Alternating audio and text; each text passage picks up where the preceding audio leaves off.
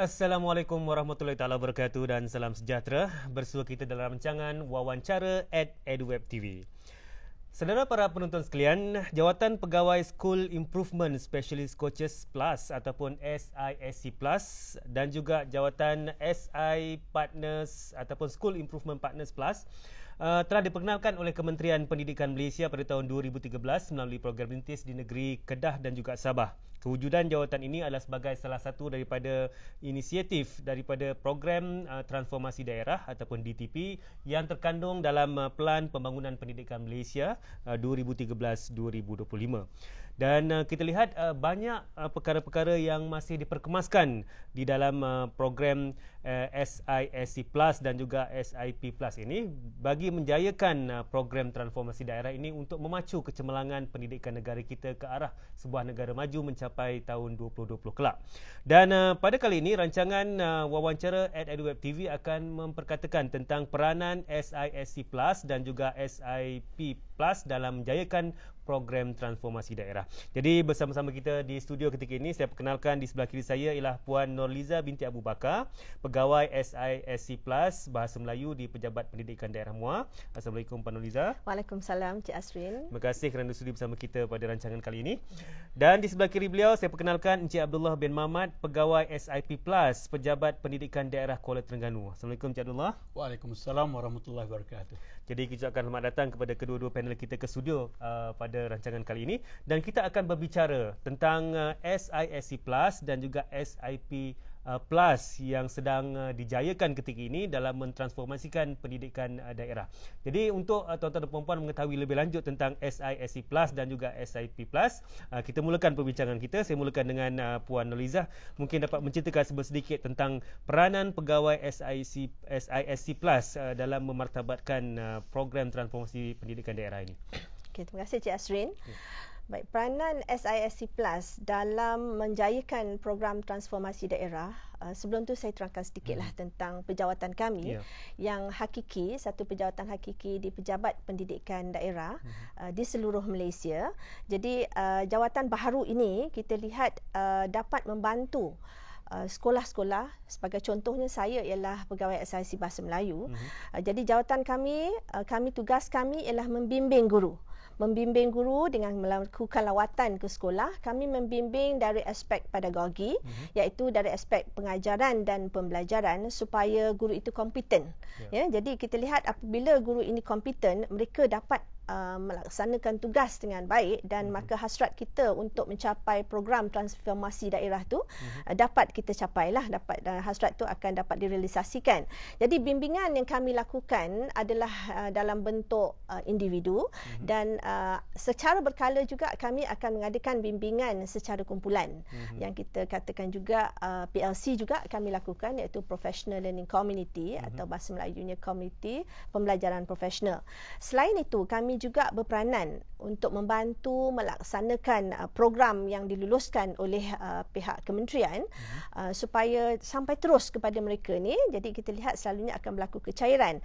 Jadi dengan tugas yang kami lakukan itu, contoh seperti KSSR, PBS dan Linus, maka guru-guru ini akan dapat secara terus daripada kami dan kita lihat hasil daripada bimbingan kami kepada guru-guru ini, kami berperanan untuk membuat laporan.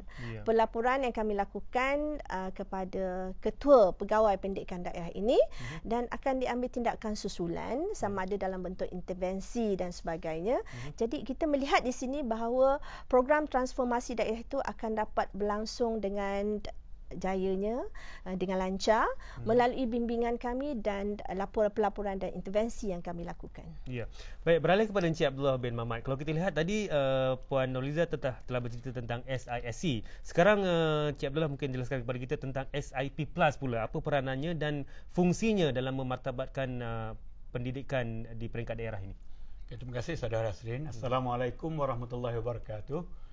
Sebelum saya memperjelaskan tentang peranan SIP Plus, saya rasa adalah lebih baik saya perjelaskan sikit latar belakang kewujudan SIP Partner Plus ini, yang sebenarnya sebelum kewujudan atas inisiatif program transformasi daerah, SIP Partner ini telah mewujud pada tahun 2010 di bawah GTP 1.0.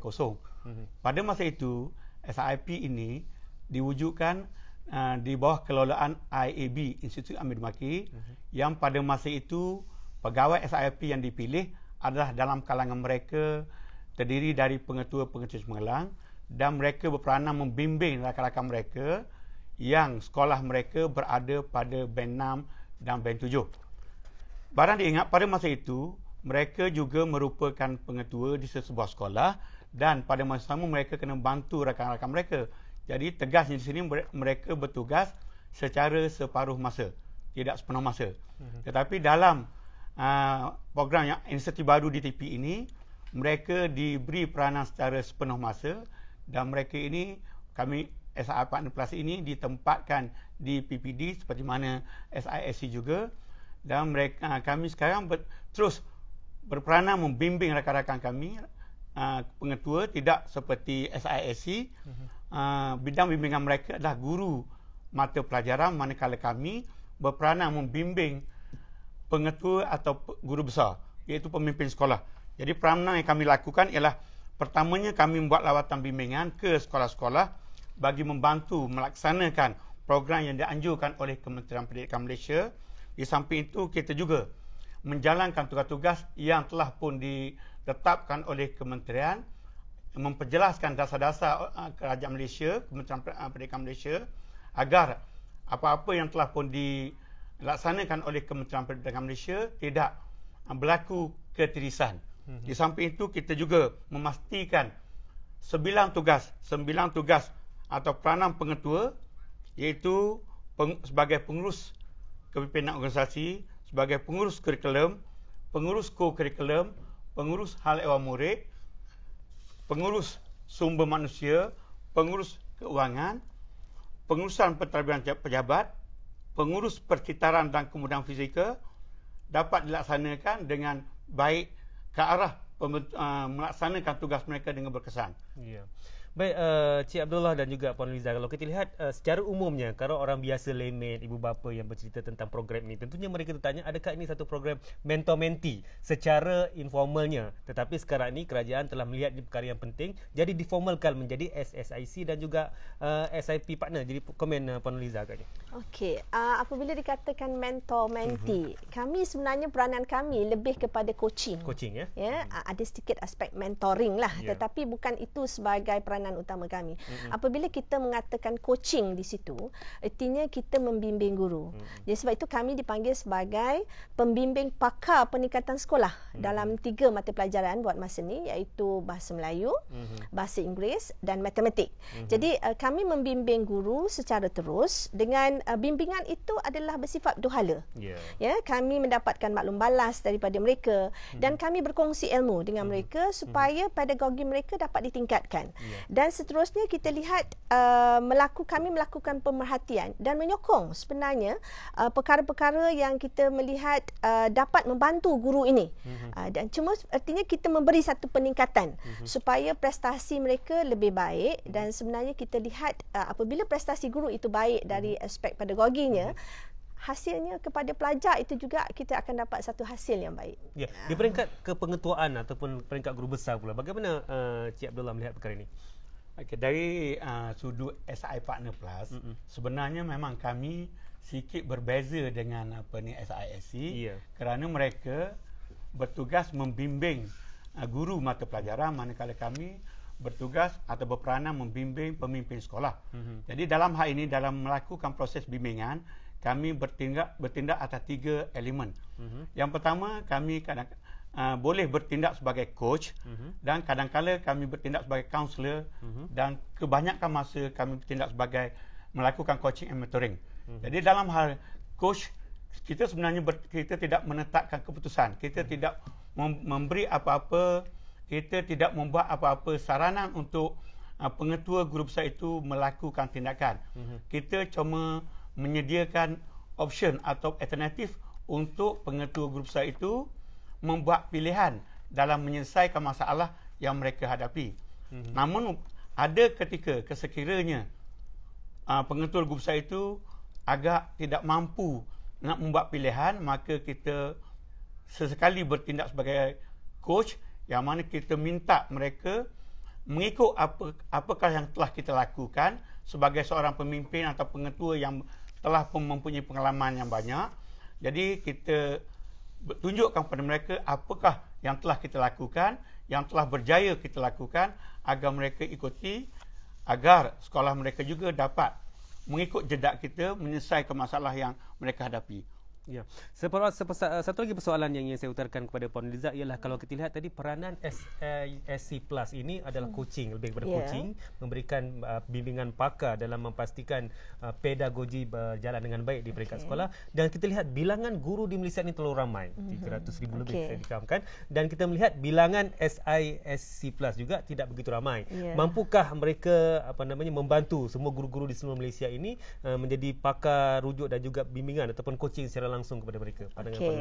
Kita melihat di sini bahawa peranan kami adalah membimbing guru.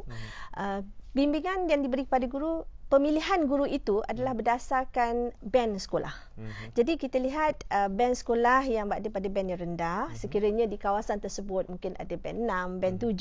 Jadi kita lihat kawasan tersebut. Mungkin ada, tak ada yang 6, 7. Mungkin band 4. Jadi kita pergi kepada yang ada pada kita katakan band yang rendah tadi, dan kita bantu mereka melihat di mana grade purata mata pelajaran, mula grade purata sekolah, GPS mereka, kita pilih sekolah tersebut. Selepas tu kita melihat juga mata pelajaran yang kritikal. Jadi guru ini yang kami bimbing supaya kita lihat selalunya keputusan sesuatu mata pelajaran ataupun pencapaian murid, pencapaian murid itu rendah antara elemen yang mungkin teknik tidak sesuai. Sebab kita tahu bahawa murid kita ni ada kepelbagaian. Mungkin berasaskan murid, berpusatkan murid. Jadi jika guru itu dapat melaksanakan satu pedagogi yang menyeronokkan, pastinya keputusan akan tercapai. Jadi kita melihat tadi pemilihan kami adalah berdasarkan faktor sekolah yang pertama. Jadi kami menganalisis dulu. Menganalisis sekolah-sekolah yang memerlukan bimbingan.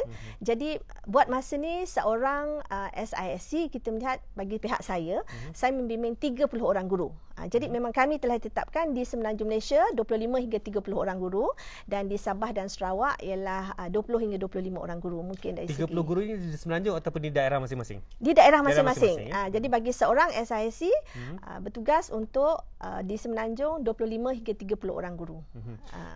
Di peringkat pengetua dan juga guru besar, saya lihat pun program yang sama, dan ada juga di kalangan mereka yang cemerlang, dan ada juga di kalangan mereka mempunyai pencapaian barangkali mungkin guru-guru yang baru dilantik, guru besar baru dilantik, naik pangkat dan sebagainya. Jadi pendekatan yang digunakan oleh SIP Plus ini dalam mendekati mereka agar mereka sama-sama berada dalam satu pencapaian yang diharapkan oleh Kementerian Pendidikan Malaysia.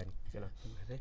Sebenarnya kita sedar bahawa pengetua dan guru besar yang dilantik adalah dalam kalangan mereka yang telah berpengalaman sebagai guru. Tetapi kita harus ingat bahawa pemimpin sekolah dan guru adalah dua keadaan yang berbeza.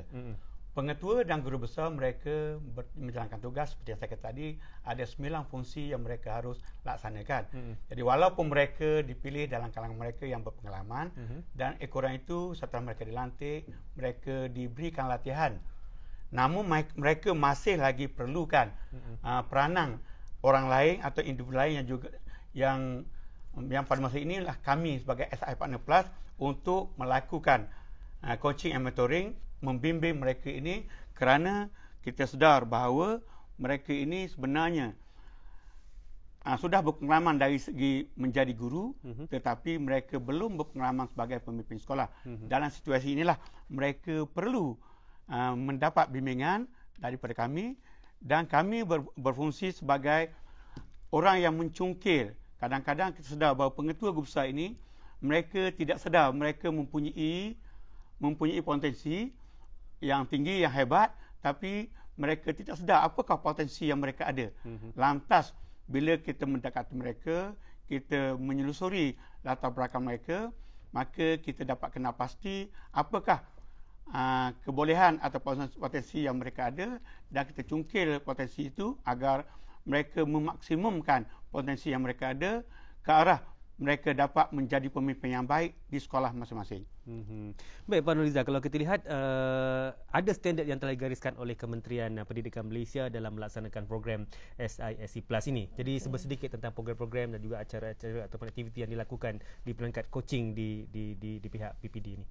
Okey, kami dalam 1 minggu SISC sebenarnya 3 hari kami perlu buat diri sekolah untuk membimbing guru-guru. Ya, jadi kita kata coaching and mentoring tadi selama 3 hari dalam seminggu dan 2 hari lagi ialah dalam 1.5 hari lagi adalah bentuk intervensi yang kita boleh laksanakan. Di situ kadang-kadang intervensi kami berikan dari aspek tadi guru yang mungkin memerlukan bimbingan yang lebih dari aspek pedagogi. Jadi kami melihat di situ kami mungkin mengadakan PLC. Dalam kumpulan guru itu di sekolah itu sendiri, mungkin dalam kumpulan panitia ataupun kami gabungkan beberapa buah sekolah ya mengadakan intervensi. Jadi mereka dapat berkongsi sebab sekarang memang kami menggalakkan ya, kita melihat kementerian memang menggalakkan kita mengadakan community pembelajaran profesional tadi ya, professional learning community dan pada 0.5 hari lagi itu dalam seminggu kami membuatkan pelaporan. Jadi proses yang kita lakukan di situ adalah kita dapat maklum balas tu daripada bimbingan yang kami lakukan, di mana dalam bimbingan itu 5 komponen utama yang kami bimbing, iaitu yang pertama ialah perancangan. Kami melihat bagaimana perancangan guru tersebut. Kami menggunakan matrix ya, bimbingan guru yang kita panggil sebagai TCT, Teachers Coaching Tools, di mana dalam TCT tu kita melihat ada perancangan penyampaian guru, bagaimana bentuk penyampaian mereka ya, perancangan dan penyampaian mereka, seterusnya penilaian yang mereka lakukan dalam proses pengajaran dan pembelajaran dan semakan serta refleksi diri. Jadi ini semua kami berikan pada ada tahap 1, tahap 2 dan tahap 3. Jadi bagi guru yang mungkin berada pada tahap 1, mereka ni memerlukan bentuk bimbingan yang lebih intensif. Di situlah intervensi yang kami berikan. Ya. Okey, Celah, kalau kita lihat penerimaan guru besar dan juga pengetua dalam program SIP Plus ini, bagaimana agaknya secara umum? Secara umumnya boleh kita katakan bahawa pada mulanya wujud jawatan SIP Plus ini ada sedikit kesamaran dalam kalangan pengetua guru besar, menyebabkan kadang-kadang ada segelintir mereka ini merasakan kehadiran kami ke sekolah mereka sebagai pengganggu, mengganggu tugas-tugas mereka. Namun setelah mereka menyedari bahawa kami merupakan rangkaian kongsi mereka untuk sama-sama memastikan sekolah mereka mencapai tahap seperti yang dihasratkan, maka setelah kita melakukan sesuatu yang boleh membantu mereka, mereka kini telah pun menerima kehadiran kami sebagai rakan dan telah pun boleh dikatakan mereka bersedia dan kadang-kadang tertanya-tanya bilakah kita akan datang. Namun bagaimanapun sebenarnya kita seperti juga SISC, kita ada sekolah-sekolah bimbing, sekolah-sekolah yang kita bimbing, juga maksimum sebanyak 30 buah sekolah, tetapi kita ada KPI kita sendiri. Kita tidak mestinya mengadakan bimbingan kepada setiap buah sekolah, kepada semua pengetua guru besar pada skala yang sama. Kita melihat sejauh mana keperluan seorang pengetua guru besar itu perlukan bimbingan kita. Jadi ada setengah pengetua guru besar yang kita cuma pergi hadir beberapa kali saja, tapi ada setengah sekolah yang kita hadir dalam keadaan kekerapan yang lebih tinggi. Hal ini demikian kerana kita melihat apakah keperluan bimbingan terhadap sesebuah sekolah. Kalaulah sekolah itu kita dapati perlu kita melakukan bimbingan yang lebih kerap kerana kita perlu sekolah yang berkenaan meningkatkan band sekolah mereka, maka kita akan hadir dalam siri yang lebih kerap.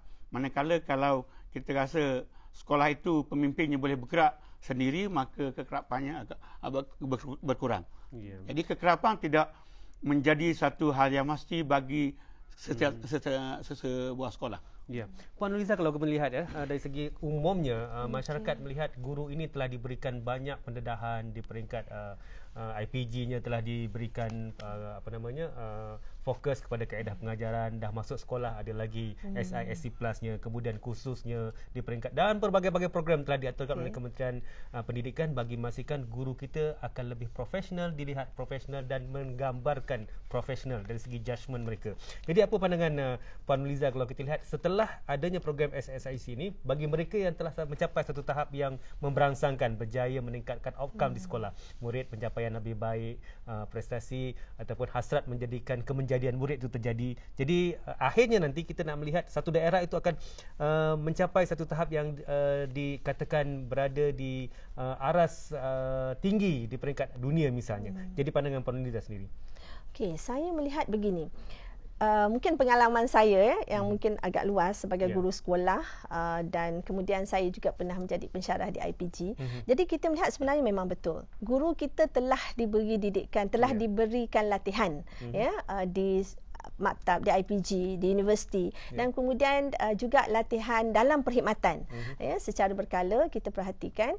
Namun ada setengah-setengah daripada mereka yang kita perhatikan berlaku kecairan apabila penyampaian itu berlaku ataupun kadang-kadang apabila berada di sekolah mereka telah pun kalau dulu mungkin dah 20 tahun mengajar contohnya lah, mungkin yang baru ni mereka tak dapat lagi mengikuti sebab kita tahu sekarang ni contoh pembelajaran abad ke-21 di mana dalam pembelajaran abad ke-21 ni kita pegang saya kata 4K tadi. Kita perlu ada komunikasi, perlu ada kolaboratif, perlu ada pemikiran kritis, perlu ada pemikiran kreatif. Jadi mungkin bukan tak tahu, tapi kita bugarkan. Kita bugarkan dalam kalangan guru supaya mereka dapat aplikasikan. Sebab saya sukalah nak memetik didiklah anak-anakmu untuk zaman mereka. Zaman yang lepas tu mungkin dah berlaku, dah berlalu. Tapi ini untuk zaman yang akan datang, maka guru mungkin perlulah ada transformasi.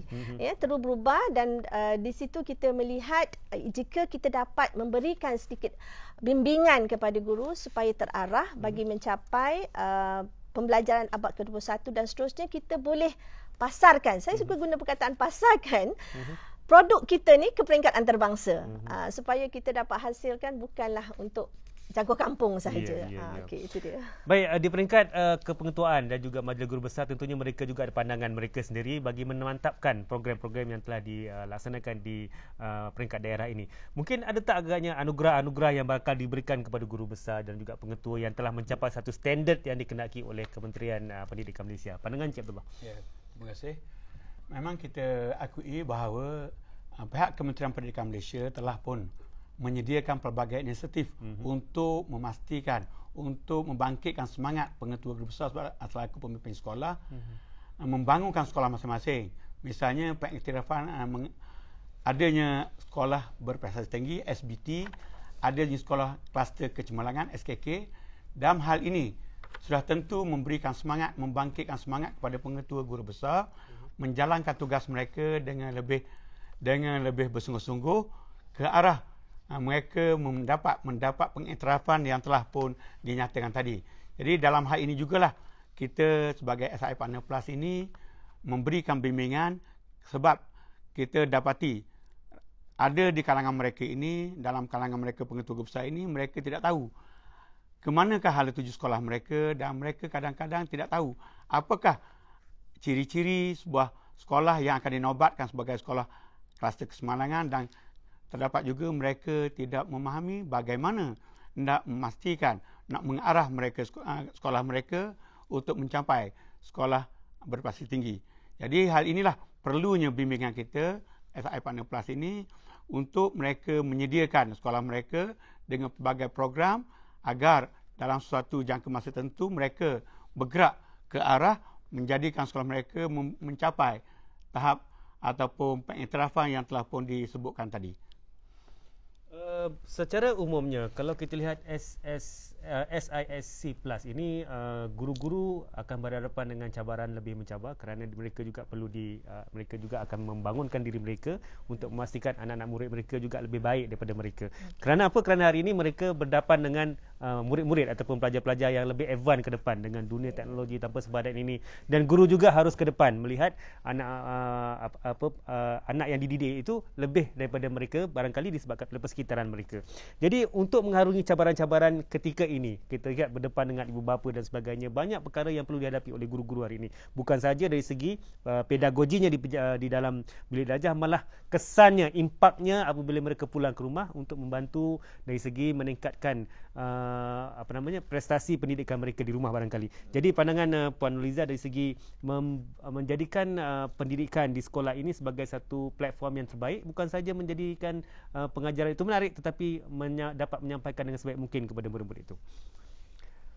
Okey, jadi kita lihat di sekolah, ya, kita pegang sekarang, kita mahukan satu pembelajaran yang berkesan. Ya, jadi berkesan, dan apabila pembelajaran berkesan, dia ada proses menyeronokkan. Jadi kalau di barat kita lihat, contoh di Jepun juga, timur dan barat, Jepun dan barat, kita lihat murid-murid tidak sangat pergi sekolah. Pagi memang nak pergi, dan peranan ibu bapa juga kita lihat di situ mengambil peranan yang sangat tinggi dalam aktiviti sekolah, membantu. Jadi kita perhatikan bahawa kita mahukan sekarang di Malaysia, murid juga hendak pergi ke sekolah kerana suka kan? Sukakan proses pembelajaran tersebut. Satu proses pembelajaran yang menyeronokkan. Barulah kita akan dapat satu pembelajaran yang berkesan. Jadi banyak juga kita perhatikan isu-isu yang timbul lah sebenarnya, isu-isu yang timbul. Jadi dalam kalangan guru, jadi kita bantu. Kita bantu melalui pihak PPD sendiri. Jadi pihak PPD sendiri dalam perjumpaan kami, mana setiap minggu sebenarnya kami ada pelaporan dengan pihak PPD untuk melaporkan apakah bentuk isu dan intervensi yang timbul. Jadi di situ kita lihat kita akan adakan latihan melalui kita laporkan, dan PPD akan pergi pada unit perkhidmatan sekolah, unit perkhidmatan akademik, contohnya unit pengurusan akademik Jadi kita lihat di situ intervensi yang dilakukan di situ akan dapat membantu guru-guru lah. Dapat membantukan guru-guru. Kami membantu sebenarnya. Kami tidak merangka. Kami membantu supaya memang hasrat kami SISC di sini, apabila kita pergi ke sekolah, kita dapat menangani masalah tersebut. Jika isu masih timbul, kita akan bawa mereka untuk memberi latihan yang seterusnya. Sebab memang kita hasratkan kita dapat satu pendidikan di mana kita bertaraf dunia. Okay. Baik, perkara yang menjadi harapan ibu bapa kepada pengetua dan juga guru besar ialah memastikan sekolah mereka mesti cemerlang dari segi akademiknya. Itu masih lagi menjadi ukuran utama kepada ibu bapa kita di rumah, dan kita lihat ini sebenarnya bukanlah aspek yang terlalu harus kita pertimbangkan, kerana banyak lagi aspek-aspek lain yang perlu kita lihat. Kemenjadian murid itu, bagaimana mereka terus keluar menjadi apa nanti setelah mereka tamat pengajian dan pendidikan mereka. Jadi pandangan Cik Lah sendiri. Ya, saya setuju bahawa kadang-kadang kita tertakluk kepada apakah kehendak masyarakat, dan juga pada masa sama kita tertakluk pada kehendak-kehendak oleh Kementerian Pendidikan. Sebagai pengetua guru besar, mereka terpaksa mencuba sedapat mungkin untuk memastikan keperluan oleh kedua-dua pihak ini dapat dipenuhi. Jadi dalam hal ini kita sedar bahawa ibu bapa mengharapkan anak-anak mereka ukuran kejayaannya adalah berdasarkan pencapaian, misalnya kalau sekolah rendah berapa A yang anak mereka perolehi. Tetapi mereka lupa bahawa hasrat Kementerian Pendidikan Malaysia adalah untuk melahirkan insan yang sejajar dengan keperluan negara kita pada masa depan. Jadi dalam hal ini pengetua guru besar harus pandai mengimbangi ataupun memastikan sejauh mana mereka dapat melakukan kedua-dua fungsi ini sebagaimana yang dikehendaki oleh ibu bapa dan juga oleh Kementerian Pendidikan Malaysia sendiri. Lantas dalam hal ini mereka selalunya dalam memenuhi keperluan kedua-dua pihak ini, mereka juga akan memastikan sekolah mereka disediakan satu program ataupun perancangan yang teliti agar anak-anak didik mereka memperoleh keputusan yang cemerlang dari segi akademik, dan pada masa sama tidak meninggalkan, tidak mengkesampingkan ke arah menjadikan anak didik mereka mencapai keberhasilan. Keberhasilan iaitu dari segi akhlaknya, dari segi kemampuan potensi dirinya dalam bidang kurikulum dan sebagainya, agar Malaysia atau negara kita dapat melahirkan insan yang dapat bersaing di peringkat antarabangsa. Ya. Yang terakhir, saya ingin ajukan kepada Puan Liza harapan terhadap program SISC Plus ini terhadap pembangunan negara kita, khususnya dalam mendidik guru-guru dan juga memperkenalkan, menjelaskan kepada masyarakat tentang usaha-usaha kerajaan untuk mempertingkatkan kualiti pendidikan di negara kita.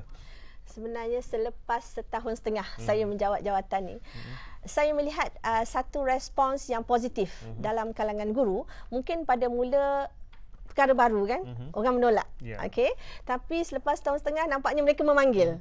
Mereka memanggil kami untuk membimbing, malah bertanya, sekolah kami tidak dipilih ke? Jadi itu satu sebenarnya yang ukuran positif. yang positif. Dan dalam kalangan SIC kami ada subject matter expert sebenarnya, sebab SIC datang daripada pelbagai latar belakang yang semuanya cemerlang. Jadi di situ subject matter expert kami, di situ kami dipanggil untuk memberi kursus kepada guru-guru. Dalam yang dirangka oleh panitia, yang dirangka oleh daerah. Jadi kita melihat di situ kami boleh membantu mereka untuk meningkatkan, dan kepercayaan itu telah wujud.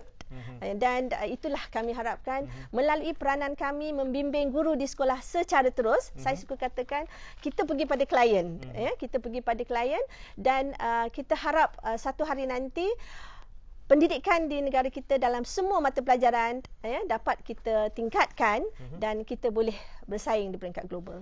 Cik Abdullah, sebagai kesimpulan kepada perbincangan kita. Okay, terima kasih. Sebagaimana yang juga SISC, kami juga sebenarnya telah pun menghadapi masalah pada mulanya, sedikit masalah lah seperti yang saya katakan tadi.